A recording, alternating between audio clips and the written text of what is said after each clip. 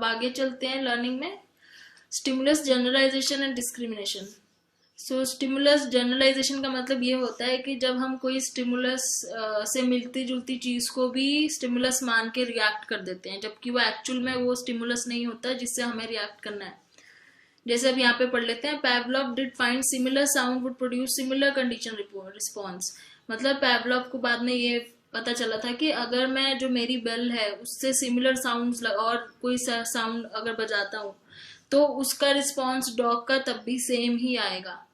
तो he and other researchers found that strength of the response to similar sound was not as strong as it was to the original sound, but the more similar the sound was to the original, the more similar strength of the response was। मतलब जैसे suppose हमने ऊपर ये देखा कि जब वो bell की रिंग सुनता था डॉग तो उसको लगता था खाना आएगा तो उसके मुंह में सलाइवा आ जाता था, लेकिन बाद में ये भी पता चला कि हम बेल से मिलती जुलती चीजें अगर और भी बजाएं जिसकी साउंड जो है वो बेल से मिलती जुलती हो तो रिस्पॉन्स सिमिलर ही मिलेगा। जितना ज्यादा उसकी जो साउंड है वो सेम होगी उतनी ज्यादा सिमिलर रिस्पॉन्स मिलेगा। साउंड अगर फर्क होगा तो रिस्पॉन्स कम मिलेगा। तो ऐसे ही सिमिलर स्टिमुलस पे सिमिलर कंडीशन सिमिलर अगर रिस्पॉन्स आ रहा है तो उसको स्टिमुलस जनरलाइजेशन बोलते हैं। जैसे एक यहाँ पे एग्जांपल अच्छा दिया हुआ है इन्होंने कि जैसे अगर किसी पर्सन को डेंटिस्ट की ड्रिल मशीन सुन के घबराहट होती है तो वो वैसी सिमिलर साउंड कहीं बाहर भी अगर सुनेगा, जैसे इलेक्ट्रिक कॉफी ग्राइंडर की साउंड भी सुनेगा तो उसको शुरू में थोड़ी सी एंजाइटी होगी, फिर बाद में ठीक हो जाएगा। तो इसको बोलते हैं stimulus generalisation.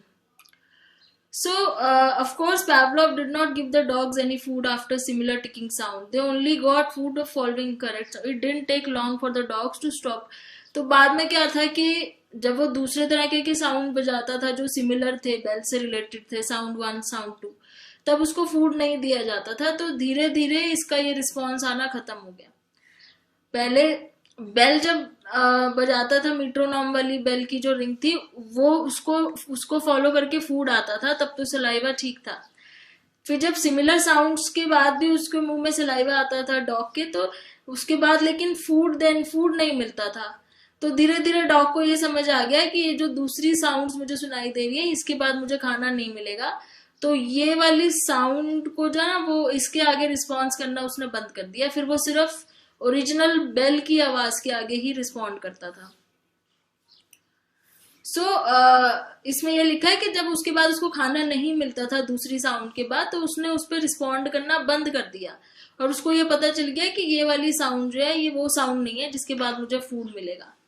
So because only the real condition stimulus was followed with food, real condition stimulus कौन सा था? जो ओरिजिनल बेल थी, मीट्रोनॉम। They learned to tell the difference or to discriminate between the fake ticking and the CS ticking। तो धीरे धीरे उन dogs को डिस्क्रिमिनेट करना आ गया, फर्क पहचानना आ गया कि रियल स्टिमुलस की आवाज कौन सी है और फेक टिकिंग कौन सी है। तो इस प्रोसेस को बोलते हैं discrimination. So stimulus discrimination occurs when an organism learns to respond to different stimuli in different ways. For example, although the sound of the coffee grinder might produce a little anxiety in the dental drill hating person, after few uses that sound will no longer produce anxiety। तो ऊपर वाले example को ही ले लेते हैं कि कैसे discrimination होती है।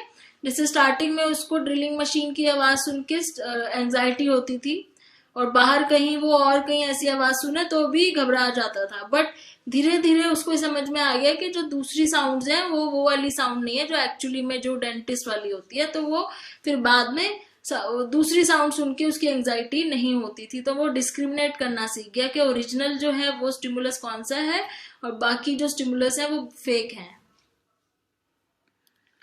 तो ये तो था जनरलाइजेशन और डिस्क्रिमिनेशन। उसके बाद है एक्सटिंक्शन।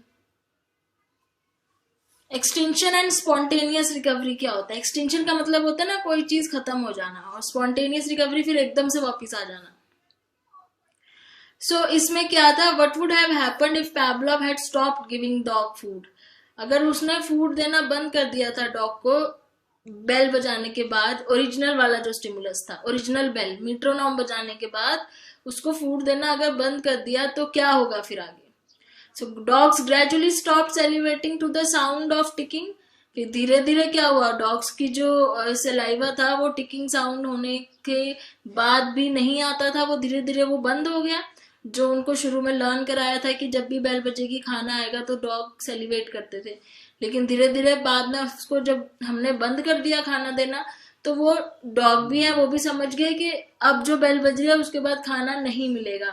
और ये काफी सारे ट्रायल्स की वजह से धीरे धीरे करने के बाद लर्न कराया था, वैसे ही अनलर्न भी कराया। So was repeatedly presented in the absence of unconditioned stimulus or food. The salivation died out in the process called extinction. तो उनका रिस्पॉन्स एक्सटिंक्ट हो गया। जैसे बेल पहले बजती थी, उसके बाद उनको पता था बेल बजी है तो फूड आएगा, तो इसलिए उनका रिस्पॉन्स क्या होता था, उनके मुंह में सलाइवा आ जाता था। ठीक है, ये धीरे धीरे लर्न कराया उनको। तो अगली बार क्या हुआ, बेल जैसे ही बजती थी, फूड आए ना आए उनके मुंह में सलाइवा आना शुरू हो जाता था। ये पहले हमने कंडीशनिंग कराई। एक्सटेंशन में हमने क्या किया, फिर धीरे धीरे बेल बजने के बाद बेल बजाई और फूड देना बंद कर दिया धीरे धीरे। जब हमने बहुत बार ऐसा किया, बेल बजी लेकिन फूड नहीं आया, तो उनका ये वाला रिस्पॉन्स भी खत्म हो गया, एक्सटिंक्ट हो गया। फिर उनके मुंह में सलाइवा नहीं आता था बेल को लेके। तो ये होता है एक्सटेंशन, कि हमने कंडीशन स्टिमुलस जो उनको लर्न कराया था वो बाद में उसको भुलवा दिया। Why does removal of unconditioned stimulus lead to extinction?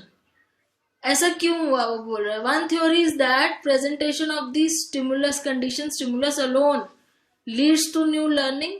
During extinction, the CS-UCS association that was learned is weakened, as the CS is no longer predicts the UCS. In the case Pavlov's dog, through extinction they learned not to salivate to the metronome ticking as it। तो वही बात कह रहा है जो मैं बोल रही हूँ, कि पहले उनको ये याद कराया कि जो कंडीशन स्टिमुलस है, जो CS है, बेल है, उसके साथ UCS आएगा, खाना आएगा, इसलिए उन्होंने रिस्पॉन्स उस तरह का देना शुरू किया। बाद में धीरे धीरे हमको ये याद दिलाया कि CS के बाद UCS नहीं आएगा, तो उन्होंने धीरे धीरे रिस्पॉन्स देना बंद कर दिया। तो यही पैराग्राफ में ये बोल रहे हैं। So one conditioning is acquired, the condition stimulus and condition response will always come before the original unconditioned stimulus. The UCS which comes after CS and CR now serves as a strengthener or reinforcer of the CS-CR association. Remove the reinforcer and CR it strengthens will weaken and disappear at least for a while.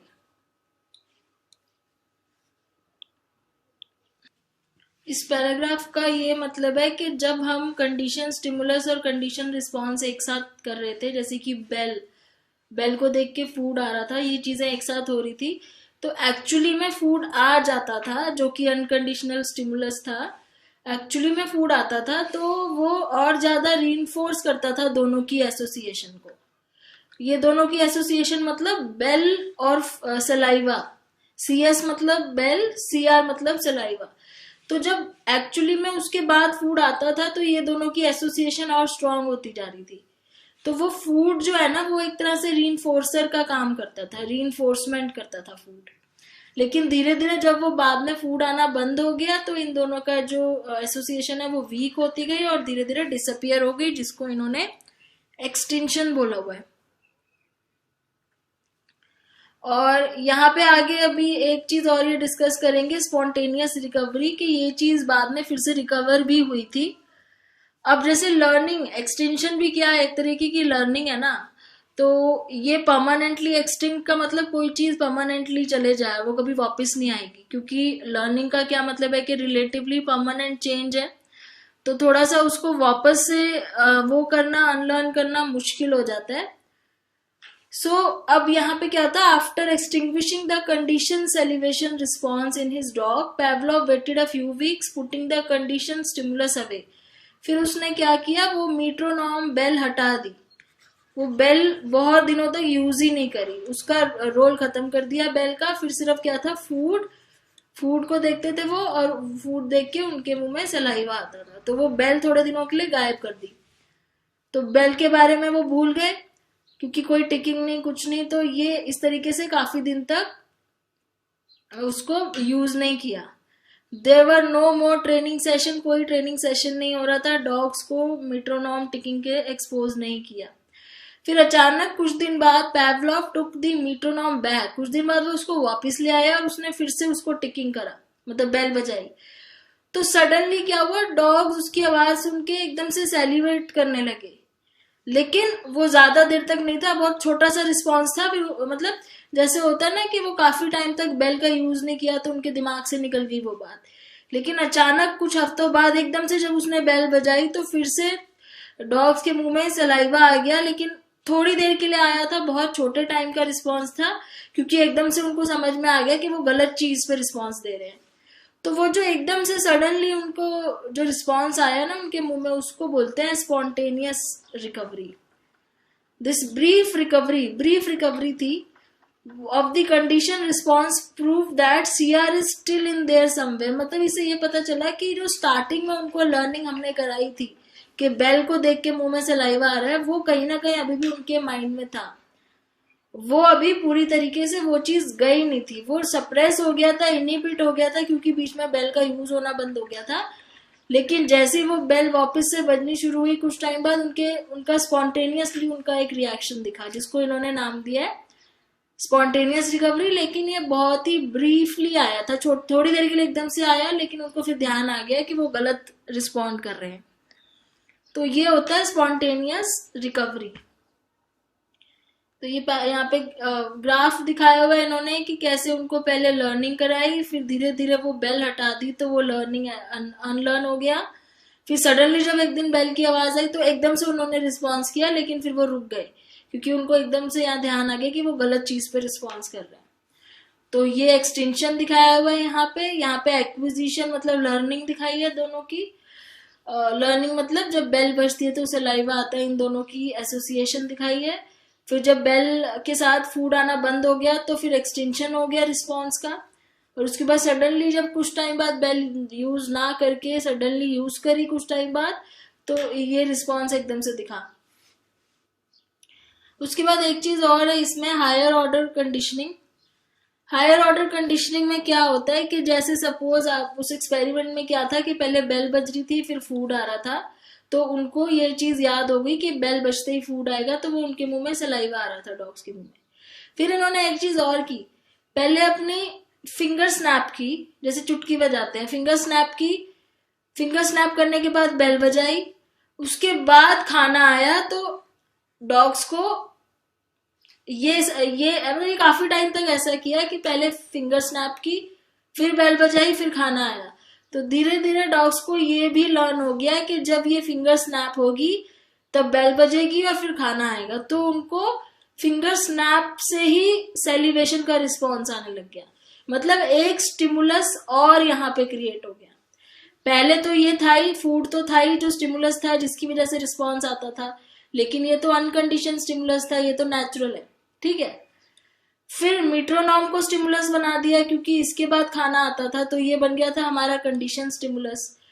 अब इस condition stimulus को use करके एक stimulus और बना लिया जिसको इन्होंने अभी बोला न्यूट्रल स्टिमुलस। अब इससे याद हो गया उनको कि जब ये चुटकी बजेगी तब बेल बजेगी, उसके बाद खाना आएगा, तो इसकी आवाज से उनके मुंह में सलाइवा आना शुरू हो गया। इसको बोलते हैं higher order conditioning. So this occurs when a strong conditioned stimulus is paired with a neutral stimulus, कि जब हमने CS को NS के साथ पेयर कर दिया, the previously neutral stimulus become the second condition, तो ये हमारा second condition stimulus बन गया, CS2 बन गया एक तरीके से। यहाँ पे ये CS2 बन गया क्योंकि ये CS1 था, ये वाला CS1 बन गया था, और धीरे धीरे जब CS1 के साथ NS को पेयर करना शुरू कर दिया तो ये CS2 बन गया। तो ये होती है हायर ऑर्डर कंडीशनिंग। तो इसकी सीक्वेंस ऐसे थी कि पहले स्नैप करा, फिर मेट्रोनॉम की टिकिंग हुई, फिर सलाइवा आया, बेशक फूड आया हो चाहे ना आया हो, उसके बाद डॉग्स के मुंह में सलाइवा आना शुरू हो गया। लेकिन एक चीज अगेन इसमें ये भी है कि इसके बाद फिर फूड आना जरूरी है इस रिस्पॉन्स को रीइंफोर्स करने के लिए। अगर फूड नहीं आएगा तो ये रिस्पॉन्स भी एक्सटिंक्ट हो जाएगा। तो यहाँ पे ये क्लासिकल कंडीशनिंग खत्म हो गई, ये इसकी समरी है। लर्निंग क्या होती है? एनी रिलेटिवली परमानेंट चेंज होता है बिहेवियर में जो एक्सपीरियंस या प्रैक्टिस से होता है। ब्रेन के अंदर कुछ फिजिकल चेंजेस होते हैं और the physical changes may be present, we may not always be able to get to the information. किसने डिस्कवर किया था क्लासिकल कंडीशनिंग? एंड इवान पैवलोव ने। और इन्होंने काफ़ी सारे एलिमेंट्स इसमें पढ़े थे कि अनकंडीशन स्टिमुलस होता है कुछ, और फिर उसको देख के अनकंडीशन रिस्पॉन्स होता है, लेकिन हम कंडीशन स्टिमुलस के बेस पे कंडीशन रिस्पॉन्स भी ले सकते हैं। क्लासिकल कंडीशनिंग में उन्होंने इन चीज़ों का ध्यान रखा था कि कंडीशन स्टिमुलस जो है अनकंडीशन स्टिमुलस से पहले आना चाहिए, मतलब बेल फूड से पहले। और CS और UCS जो है वो दोनों एक साथ होने चाहिए, 5 सेकंड से कम का टाइम होना चाहिए। CS मस्ट बी पेयर्ड, और बहुत बारी मैनी टाइम्स करना पड़ेगा ये चीज़, तब लर्न होगी। और CS को थोड़ा सा डिस्टिंक्ट रखना है, जो बेल की आवाज़ है वो थोड़ी सी अलग होनी चाहिए नॉर्मल आवाज़ों से। और 3-4 चीज़ें जो उसमें थी वो ये था कि स्टिमुलस जनरलाइजेशन हो जाता है कि हमें सेम तरीके की आवाज़ सुन के लगता है हमारा रिस्पॉन्स सेम आता है, क्योंकि हमें कई बार लगता है कि ये वही चीज़ की आवाज़ है, लेकिन बाद में धीरे धीरे डिस्क्रिमिनेशन हो जाता है जब समझ में आ जाता है कि ये आवाज़ अलग है और दूसरी अलग है। एक्सटिंक्शन का मतलब कोई रिस्पॉन्स अगर गायब हो जाए, अगर उसके पीछे रीइंफोर्सर ना आए तो। और स्पॉन्टेनियस रिकवरी जब कोई रिस्पॉन्स एक्सटिंक्ट होने के बाद सडनली आ जाता है। हायर ऑर्डर कंडीशनिंग में ये था कि हम एक कंडीशन स्टिमुलस के साथ अगर दूसरा स्टिमुलस पेयर कर दें तो एक और कंडीशन स्टिमुलस बन सकता है। अब इसके क्विज है, question answers. Which of the following statements about learning is not true? तो कौन सी इसमें सेंटेंस ट्रू नहीं है? Information is another for maturation, मुझे तो यही रॉन्ग लग रहा है, क्योंकि मैचुरेशन हमने पढ़ा था अलग चीज होती है, जब हम ग्रो करते हैं बायोलॉजिकल होता है। बाकी सारे ट्रू होंगे। Learning is relatively permanent true है, involve change in behaviour true है, इन्वॉल्व एक्सपीरियंस ट्रू है। And notice that whatever he used his electric can, whenever he used electric can opener, his cat would come into the kitchen and act hungry. Drooling and mewing pitiably, he reasoned that because he used the can opener to open the cat's food, the sound of can opener had become.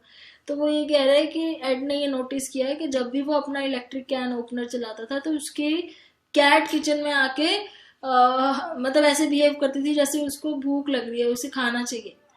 तो ही reason that, उसको ये लगा कि जो उसका can opener है, जो उसके कैट के फूड को खोलने के लिए कैन ओपनर होता है, उसकी साउंड अब कौन सा स्टिमुलस बन गई थी? कंडीशन स्टिमुलस बन गई थी, क्योंकि जब भी वो उसकी साउंड सुनती थी वो किचन में आ जाती थी ये सोच के कि उसे खाना मिलेगा। Which of the following statements about conditioning is false? कौन सी स्टेटमेंट फॉल्स है? CS US must come together in time, ये ठीक है। CS must come immediately after UCS, ये भी CS must come immediately after UCS, ये गलत है। बिफोर CS, बेल पहले बजनी चाहिए फिर फूड आना चाहिए, तो CS मस्ट कम बिफोर, तो ये स्टेटमेंट इसकी फॉल्स है। Neutral stimulus and UCS must be paired several time, ये ठीक है, बहुत बारी पेयर करना पड़ता है। CS is usually some rather distinctive stimulus, ये भी ठीक है। उसके बाद the prologue is about Angelica's fear of clown as a child, the fact that she was not only afraid of the circus clown but also other type of clown। तो अगर कोई छोटी बच्ची है एंजेलिका, वो क्लाउन से डरती है और सिर्फ not only afraid of circus clown, मतलब खाली सर्कस क्लाउन नहीं, हर तरीके के क्लाउन से डरती है। तो वो मतलब वो कौन सी इन चारों में से उसका क्या मतलब है? एक्सटेंशन, स्पॉन्टेनियस रिकवरी, डिस्क्रिमिनेशन या जनरलाइजेशन। तो जैसे कि हमने पढ़ा था, अगर हम सेम चीज से मिलती जुलती चीजों पे भी रिस्पॉन्स देते हैं तो उसको जनरलाइजेशन बोलते हैं। A condition response that briefly reappears after it has been extinguish, जब सडनली कोई रिस्पॉन्स रीअपियर हो जाता है खत्म होने के बाद, तो उसको बोलते हैं spontaneous recovery. A strong use of a strong CS to create second CS, तो एक CS के साथ दूसरा CS अगर हमने क्रिएट करना है तो उसको बोलेंगे हायर ऑर्डर कंडीशनिंग।